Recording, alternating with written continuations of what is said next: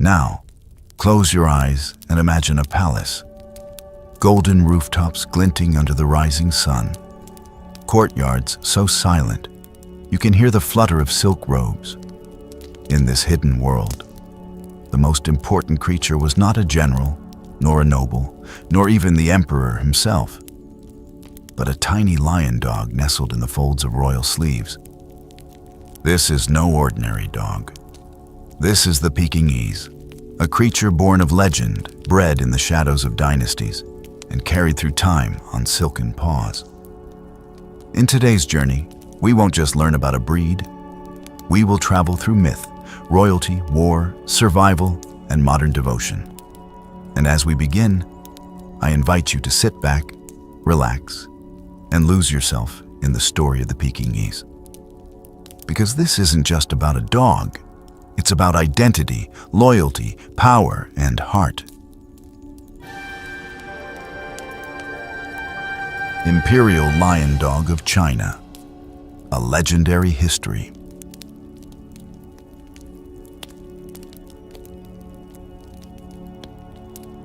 Picture this. In an ancient Chinese forest, a mighty lion falls in love with a tiny marmoset monkey. Their love seems impossible due to their difference in size. According to legend, the lion pleads with the gods to shrink him down so he can be with his beloved. And his wish is granted, except his heart remains as large and brave as ever. From this magical union is born a creature with the heart of a lion in the body of a lapdog, the Pekingese. This charming myth of the lion and the marmoset symbolizes the fearless spirit and loyal heart of the Pekingese breed. And where there are ancient legends, there is often ancient truth. DNA studies today indeed reveal that Pekingese dogs are among the least changed breeds, genetically very close to wolves, pointing to their deep antiquity as one of the oldest dog lineages in the world. But the true story of the Pekingese is just as captivating as the myths. To uncover it, we journey to a world of emperors and palaces, where these little lion dogs lived as prized royal companions hidden from the outside world for centuries. We will witness how they survived war and upheaval, from the gilded halls of China's Forbidden City to a fateful journey on the Titanic. This is the epic tale of the Pekingese, a tale of legendary origins, imperial favor, extraordinary survival, and enduring charm. Long before the Pekingese became known to the wider world, they were the exclusive darlings of Chinese royalty. Historical records and artifacts suggest that small lion dogs existed in China as far back as 2,000 years ago. In fact, they were said to date to the Han Dynasty, 206 BCE, 220 CE, when the earliest forms of Pekingese-like dogs were bred as companions for the imperial family. Scholars note that the arrival of Buddhism in China during the Han era likely influenced the development of these dogs. In Buddhist lore, lions symbolize protection and strength. Yet real lions had long been extinct in China. To embody the Buddhist lion guardian imagery, Chinese breeders created lap dogs with lion-like features, including the Pekingese with its abundant mane of fur, stout body, and courageous demeanor. One Han Dynasty emperor, Emperor Lingdi, 168 to 189 CE, was so enamored of his Pekingese that he awarded his favorite dog an official scholarly title, effectively making the dog nobility. This was no isolated whim. It began a tradition of granting noble ranks to imperial dogs, underscoring how revered these animals were in court life. As the centuries went on, each succeeding dynasty continued to treasure the Pekingese. By the Tang Dynasty, 618 to 907 CE, these dogs had become status symbols of the highest order. One Tang emperor, Emperor Xuanzong, also known as Emperor Ming of Tang, circa 715 CE, reportedly infuriated his courtiers by referring to his small white Pekingese as one of his wives. A humorous anecdote that nevertheless highlights the special bond between monarchs and their Pekingese. During this era, it was decreed that no commoner could own a Pekingese. They were strictly reserved for the imperial household. If an ordinary person even encountered a royal lion dog on the road, they were required to bow in respect, just as they would to an imperial prince or princess. The little dogs themselves seemed to carry the dignity of their station. One historian notes that these pampered canines took their honored position to heart, displaying a proud and independent character that their masters encouraged.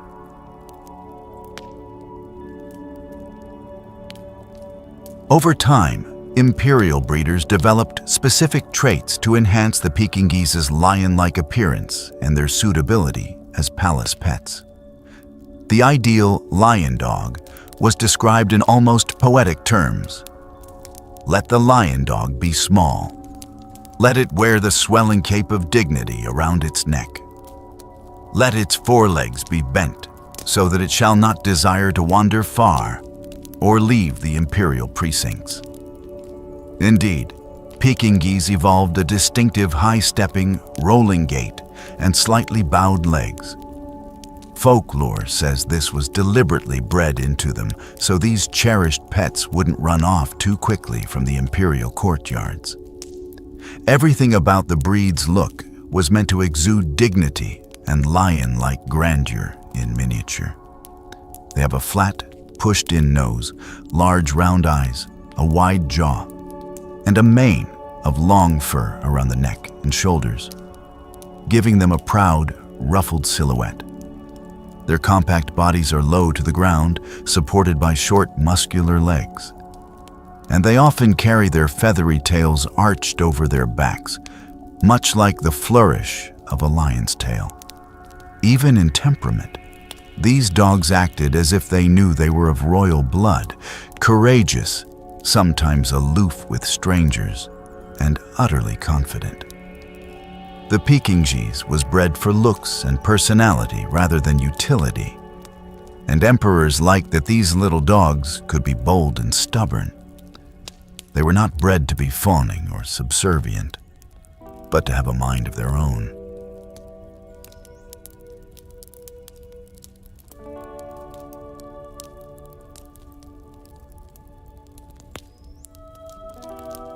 Within the palace, luxury and privilege extended to canine courtiers as well. Particularly during the later dynasties, such as the Qing dynasty, 1644 to 1911, under the Empress Dowager Cixi, Pekingese dogs lived in splendor. Historical accounts describe how in the Forbidden City, these dogs slept in marble kennels lined with silk cushions, dined on the finest rice and meats, and were attended to by eunuchs whose sole duty was to bathe and care for them. Some Pekingese were even given official ranks and titles at court and wore little harnesses or collars indicating their status. The smallest of these dogs, weighing only 6 pounds or less, were called sleeve dogs or sleeve Pekingese. Empresses and nobles would carry these tiny dogs hidden in the voluminous sleeves of their silk robes as living accessories. It's said that in earlier times, perhaps in imitation of this Chinese custom, European courts also fancied the idea of sleeve dogs. But it was in China that breeding for ultra-small size truly became an art. To achieve the prized diminutive stature, palace breeders purportedly employed some extreme methods. There are tales of giving puppies rice wine or even putting them in tight silk waistcoats to stunt growth. practices which Empress Cixi later banned. In any case, the Imperial kennels produced some remarkably tiny Pekingese companions that could literally go everywhere with their owners, tucked in sleeves or carried in the folds of a garment.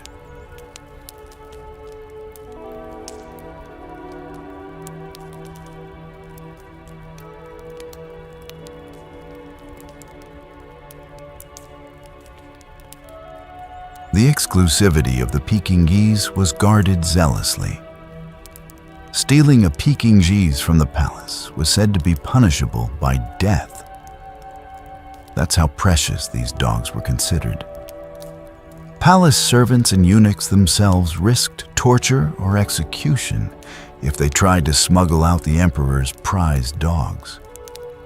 That didn't stop a few daring attempts, as we'll see later. For centuries, the outside world knew very little about this breed. To foreign eyes, say those of European traders or envoys, occasional glimpses of a strange flat-faced lion dog in Chinese art or carried by a noble might have seemed like fanciful fiction. The Pekingese remained a well-kept secret of the Forbidden City and other royal palaces, a creature of legend and rumor.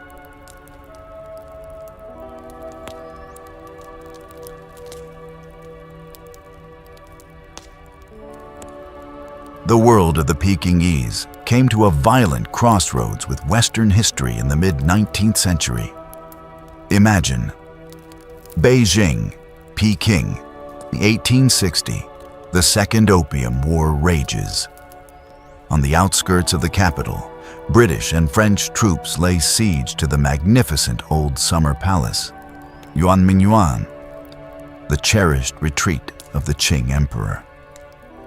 When negotiations broke down, the enraged invaders looted and set fire to this sprawling complex of gardens and halls, an act of cultural destruction so vast it's been called China's Ground Zero. Amidst the flames and chaos of October 1860, with precious artworks and silks being pillaged, a poignant discovery was made. In the private apartments of the emperor's elderly aunt, who had tragically committed suicide as the enemy approached, British soldiers stumbled upon 5 little living jewels, 5 Pekingese dogs, huddled together and frightened, but very much alive. It's believed that palace courtiers had tried to kill all the imperial dogs to prevent them from falling into foreign hands. These 5 had somehow been left behind, perhaps shielded by the princess who perished with them by her side.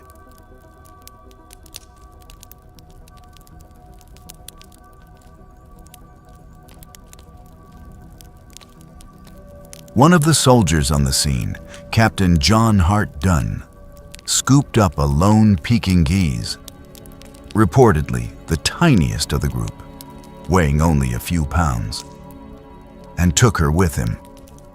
This little dog would earn the bittersweet distinction of being the very first Pekingese to reach the Western world and survive the journey. When Captain Dunn presented the dog as a gift to Britain's Queen Victoria, the monarch was enchanted by the novelty of this exotic creature. The Queen bestowed a name reflecting how the dog had come into her possession, Ludi, inspired by the word loot, spoils of war. The choice might not have been culturally sensitive, but the name Ludi forever marks this Pekingese as a living artifact of that violent clash between East and West. In 1861, Queen Victoria even commissioned a royal portrait painter, Friedrich Wilhelm Kiel, to paint Ludi's likeness. The painting shows a petite, fluffy Pekingese posed on a cushion amid oriental vases, a symbol of East meeting West.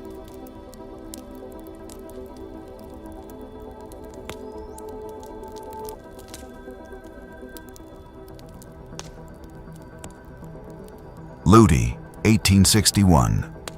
Oil painting by Friedrich Wilhelm Kiel. This portrait of Queen Victoria's Pekingese, the first Pekingese dog in Britain, depicts the tiny lion dog seated regally on a cushion, her head held high. Ludi was taken from Beijing's Summer Palace in 1860 and gifted to the Queen. Ludi's story captivated Victorian high society. The Illustrated London News proclaimed this Pekingese to be the smallest and by far the most beautiful little animal in the UK. However, life in England was a stark change for the Imperial pup. One report noted that Ludi seemed a very lonely little creature, the other dogs taking exception to her oriental habits and appearance. In fact, Queen Victoria's journals imply she found Ludi somewhat peculiar, and the dog had a difficulty adjusting to her new home. Ludi remained a singular curiosity. She lived out her days at Windsor Castle, passing away in 1872, where she was quietly buried. In true Victorian fashion, even the royal dogs had burial plots.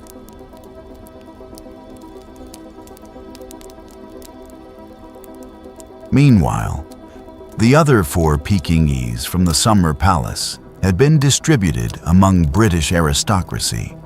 Lord John Hay took a pair and gifted them to his sister, the Duchess of Wellington, who named them Schlorf and Heaton. Another 2 went to the Duchess of Richmond and Gordon, who became one of the first to breed Pekingese in the West and helped write the earliest breed standard. These noblewomen, fascinated by the little lion dogs, set about establishing the Pekingese breed in Britain. However, Pekingese were still exceedingly rare. Initially, they could only breed using the very limited stock of those few palace rescues.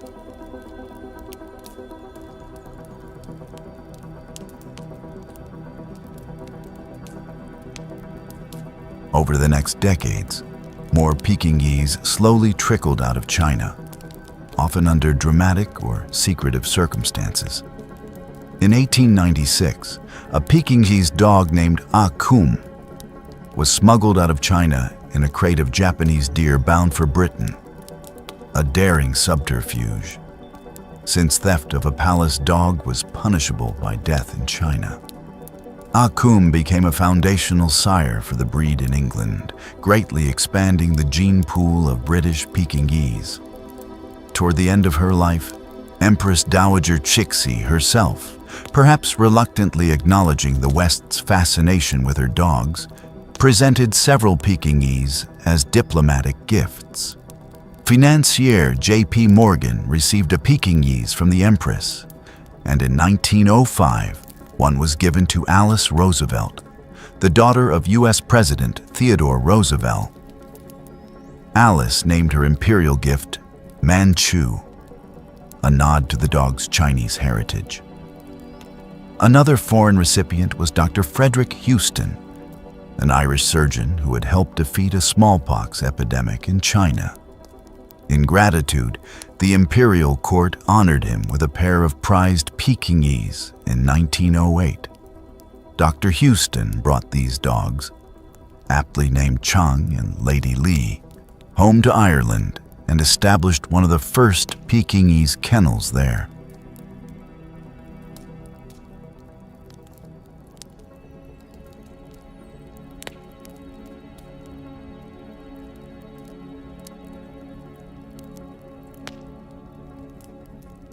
By the early 20th century, what began as war booty and rare gifts had grown into a full-blown Pekingese craze among Western elites. The breed's novelty, combined with its aristocratic Chinese aura, made it a fashionable pet in Britain, Europe, and America. Society ladies and even royalty took to carrying Pekingese as status symbols. Notably, Queen Alexandra, consort of King Edward VII of Britain, became a Pekingese enthusiast, often photographed with her beloved Peke adorning her royal apartments. In the United States, Trendsetters like interior decorator Elsie de Wolf popularized the Pekingese as the ultimate lapdog for the rich and famous.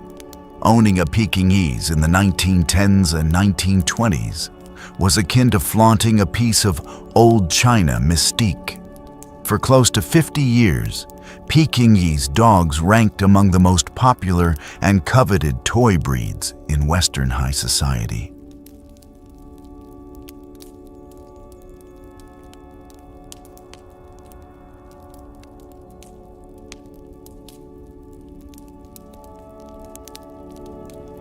Beyond palaces and parties, Pekingese even found their way into extraordinary historical moments.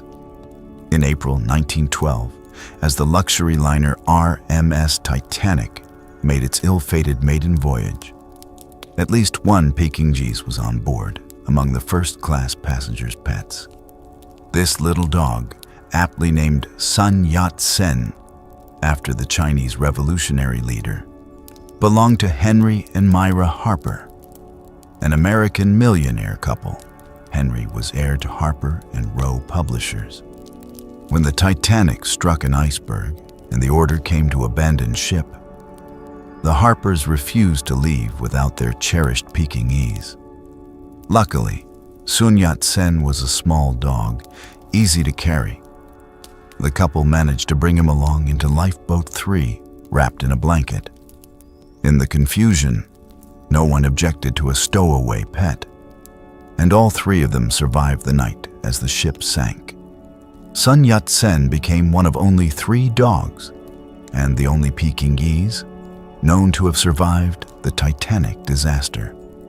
Later, when asked about it, Mr. Harper simply said, "There seemed to be lots of room, and nobody made any objection." The story of this Pekingese's survival, floating to safety while 1,500 people perished, is a poignant footnote to the tragedy, and it illustrates just how inseparable these dogs were from their devoted owners.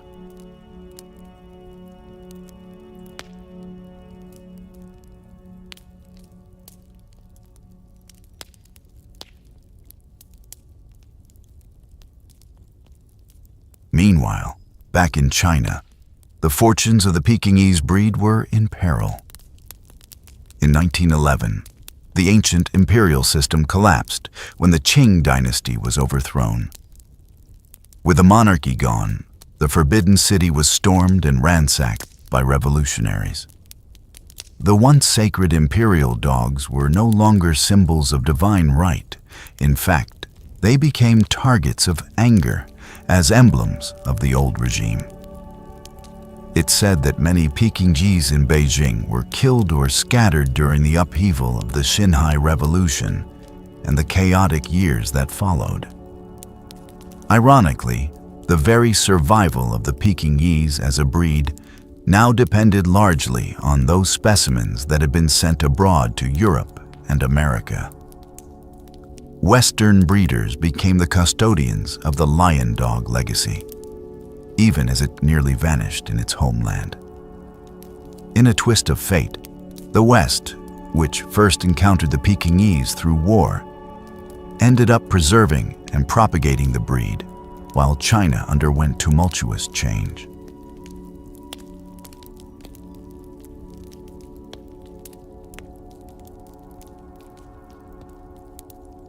Throughout the 20th century, Pekingese dogs continued to enchant people around the world. They starred in dog shows. In fact, Pekingese have won the prestigious Westminster Kennel Club Best in Show multiple times. The latest was Wasabi, a Pekingese who took Best in Show in 2021, marking the 4th time a Peke earned that top honor at Westminster. During the mid-20th century, the Pekingese was among the most popular toy breeds in the West, symbolizing a touch of Eastern elegance. Notable cultural figures kept Pekingese as well. Author Rumer Godin famously adored them and even wrote about their charisma, saying, "Pekingese are not dogs, but something more." implying they possess an almost mystical character. Journalist Oberon Waugh joked that his Pekingese shared his political opinions, a whimsical testament to the breed's distinctive personality that owners love.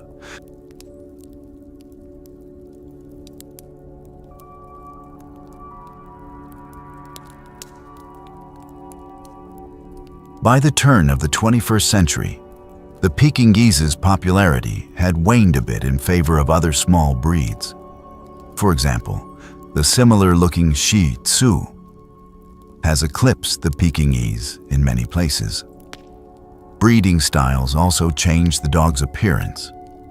Modern show Pekingese have an even more exaggerated coat, a flatter face, and heavier build than their 19th century forebears. Yet the Pekingese remains an enduring symbol of aristocratic charm. In China today, one can occasionally see a pet Pekingese trotting down a street in Beijing, no longer reserved for emperors only. Of course, the little dog itself seems blissfully unaware of any change in status. As observers like to say, the Pekingese still carries itself with the same pride and self-importance it had behind palace walls.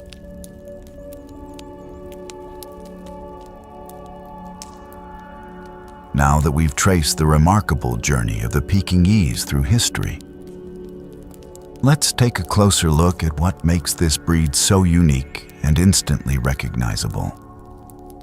Despite its small size, a Pekingese at first glance looks every bit a miniature monarch. Pekingese are toy dogs, standing only about 6 to 9 inches tall at the shoulder and typically weighing 7 to 14 pounds as adults. Don't let that fool you. Their bodies are sturdy and muscular for their size. They have a longer body relative to their height, which, coupled with their short legs, gives them a somewhat rolling gait when they walk. This signature waddle is not only endearing, but, as legend has it, was encouraged so the dogs wouldn't wander far from their owners in those imperial gardens.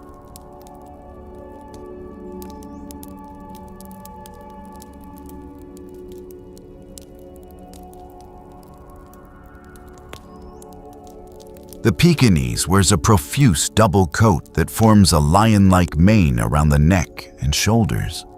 The fur is longest at the ruff and neck and tail, often flowing and feathered, which adds to the breed's dignified, grand appearance. They come in many colors. The most common are gold, red, or sable, a mix of gold-black. But you'll also find Pekingese in cream, white, black, black and tan, and even less common hues like slate gray, sometimes called blue. Many have a characteristic black mask on the face, black muzzle and eye area. But solid-faced Pekingese are equally acceptable. One thing is constant. Regardless of coat color, a Pekingese's exposed skin on the nose, lips, and eye rims is always black. Their long fur requires regular grooming. Traditionally, owners brush them daily and keep the coat well trimmed around the feet and rear for cleanliness. In warm climates or for ease of care, some pet owners opt for a puppy cut, keeping the coat shorter. But in show rings, the full flowing coat is part of the breed's glory.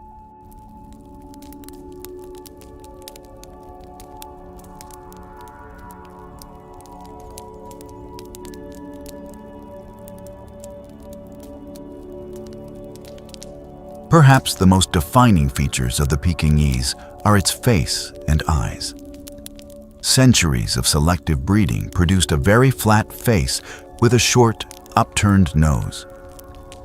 This gives the Peko a push-faced profile, often with a slight wrinkle above the nose, the nose wrinkle. Their large, round eyes are set wide apart and have a dark, lustrous shine that gives a kind and noble expression. In fact, The ideal described in the Dowager Empress's time was for the Pekingese to have large and luminous eyes that draw you in. Those eyes, while beautiful, are delicate. Because they protrude slightly, Pekingese can be prone to eye injuries or irritations over their lifetime. The ears are heart-shaped, feathered with long hair, and hang flat against the head, framing the face. When you look at a Pekingese head-on, you see an alert little lion-like visage. Wide forehead, black button nose right between the eyes, and a regal, sometimes mischievous gaze.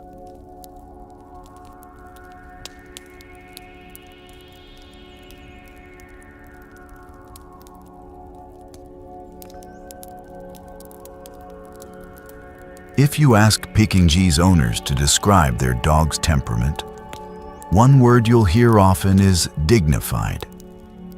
These dogs might be small, but they have a big sense of self.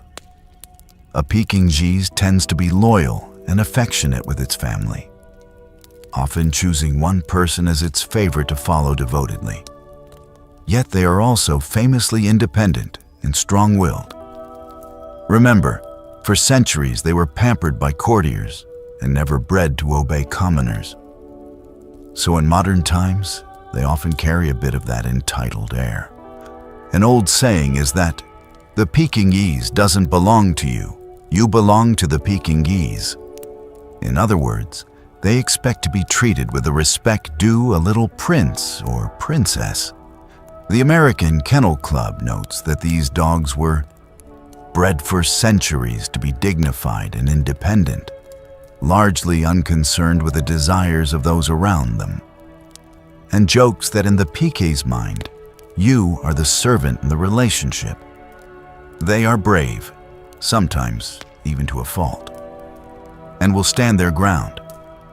A Pekingese won't hesitate to bark at or challenge dogs many times its size, truly embodying the idea of a lion's heart in a tiny body. However, they are not aggressive by nature. They are content to sit regally and observe, joining the action on their own terms. With strangers, Pekingese can be reserved or aloof. They consider it your job to earn their trust, not the other way around. With their family, they are often sweet, loving, and even clownish at times, known to play with toys and romp when they feel secure. This balance of pride and affection makes them very charming companions. They are neither needy lapdogs nor completely indifferent pets. They simply have a mind of their own.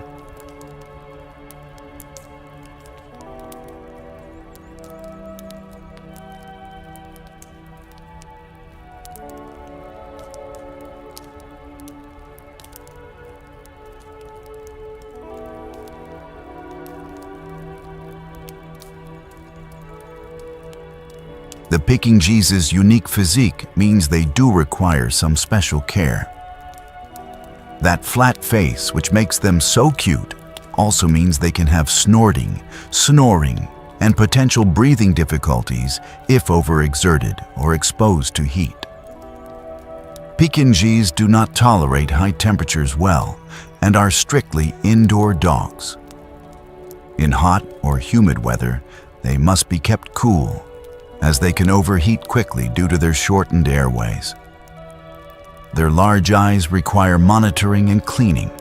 Owners are advised to gently wipe their Pek's eyes daily and keep the facial folds clean to prevent ulcers or infections. Because of their long back and short legs, one should be careful to support a Pekingese's spine when handling them. And stairs or jumps can be a challenge, especially in older dogs. On the positive side, Pekingese are relatively long-lived for a purebred. A well-cared Peke often lives around 12 to 15 years. A recent study in the UK found their average lifespan was about 13.3 years, slightly above the norm for purebred dogs. Like many small breeds, Their most common health issues tend to be heart problems in later life and some neurological issues. But regular veterinary checkups can manage these.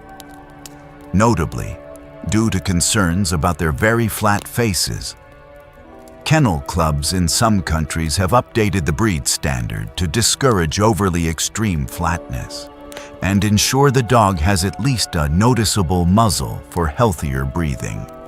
This shows how, even today, the breed continues to evolve with human care.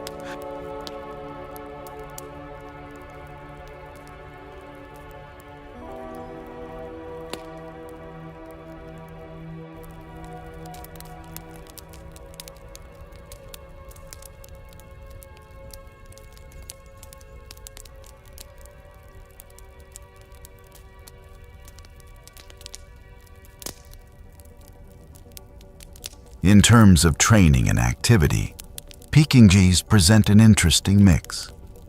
They are intelligent dogs, having been close observers of human courts for centuries.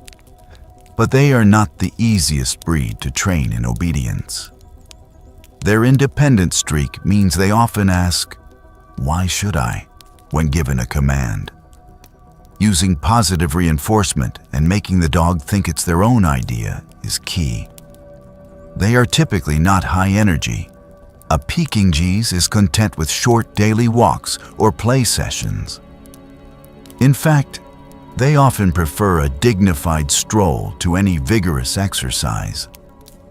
You might say a Pekingese favorite activity is simply being with their person, preferably in a comfortable spot where they can survey the household like the little emperor, empress they are. Few dog breeds can claim a history as rich and dramatic as that of the Pekingese. From ancient legends of love and lions, to the pampered existence in imperial palaces, to surviving the flames of war and journeying across oceans, the Pekingese has traveled an astonishing road through time. They were born of myth, revered as symbols of divine right, nearly lost to turmoil, and then embraced globally as adorable companions. Through it all, these dogs have remained unmistakably themselves. A Pekingese today, whether lounging on a modern couch or prancing in a show ring, still carries the bearing of an imperial courtier, proud, confident, and a touch aloof. As one modern Peki owner quipped, "They're not really dogs, they're Pekingese," suggesting there is indeed something almost otherworldly about them. In China, stone food dog guardian statues stand in testimony to the ancient idea that small lion dogs could ward off evil. The Pekingese, with its lion's mane and stout heart, was the living incarnation of that idea. It has guarded the laps and hearts of people from emperors to ordinary families. In the eyes of a Pekingese, you might catch a glimpse of history, tales of silk-draped palaces, and a time when emperors bowed only to the Buddha and perhaps to a little dog with a mighty spirit. So next time you see this furry lion dog trotting by, chest out and head held high, give a small bow of respect, at least in your mind. You are in the presence of dog royalty, the legendary Pekingese, a survivor of ages and a beloved companion through the centuries.